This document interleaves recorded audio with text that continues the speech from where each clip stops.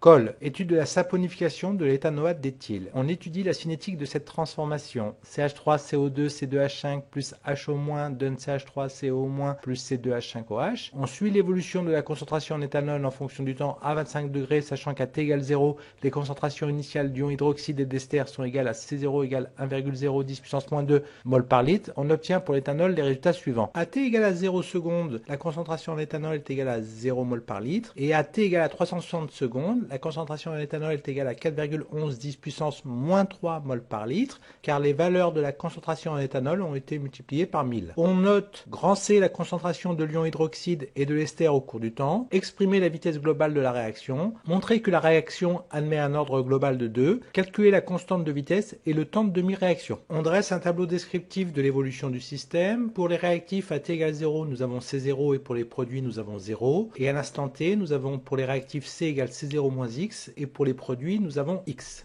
Les mesures expérimentales ont montré que la vitesse globale d'une réaction est proportionnelle au produit des concentrations des réactifs affectés d'un exposant différent, soit V égale K fois la concentration en CH3CO2 C2H5 à la puissance alpha fois la concentration en H- à la puissance bêta. Les réactifs sont introduits dans les proportions stoichiométriques, donc ils ont la même concentration au cours du temps, soit V égale K fois C0 moins X à la puissance alpha fois C0 moins X à la puissance bêta. C'est égal à K fois C0 moins X à la puissance alpha plus bêta. C'est égal à K fois la concentration en C à la puissance alpha plus bêta. La vitesse ne dépend plus que d'une seule concentration à la puissance égale à l'ordre global alpha plus bêta. On définit aussi la vitesse globale d'une réaction comme étant la vitesse de la variation de la concentration d'un réactif ou d'un produit divisé par son coefficient stoichiométrique. On écrit alors que V égale moins la dérivée de la concentration CH3CO2 C2H5 sur dt, moins D de HO- sur dt, plus D de CH3CO- sur dt, plus D de la concentration en éthanol sur dt. L'ordre global alpha plus bêta étant égal à 2, on obtient alors par exemple V égale moins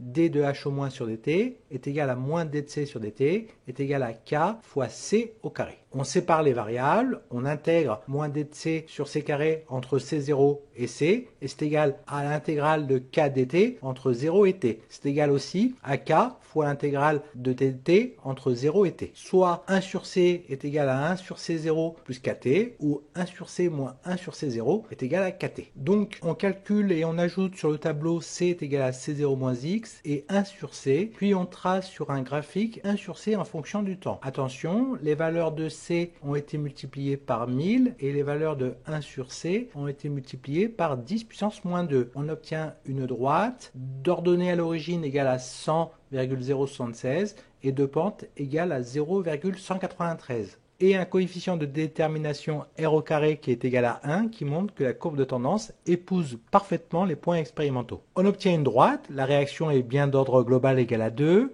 la pente est égale à k et l'ordonnée à l'origine est 1 sur C0, soit k à 25 degrés qui est égal à 0,193 litres mol moins 1 seconde moins 1. On peut également trouver le temps de demi-réaction pour un ordre 2 en faisant les substitutions à t égale t de 1,5 avec c de t de 1,5 qui est égal à C0 sur 2, soit 1 sur C0 sur 2 moins 1 sur C0 qui est égal à k fois t de 1,5. T de 1,5 est inversement proportionnel à C0. T de 1,5 est égal à 1 sur k fois C0 qui est égal à 1 divisé par 0,193 fois 0,01 qui est égal à 518 secondes.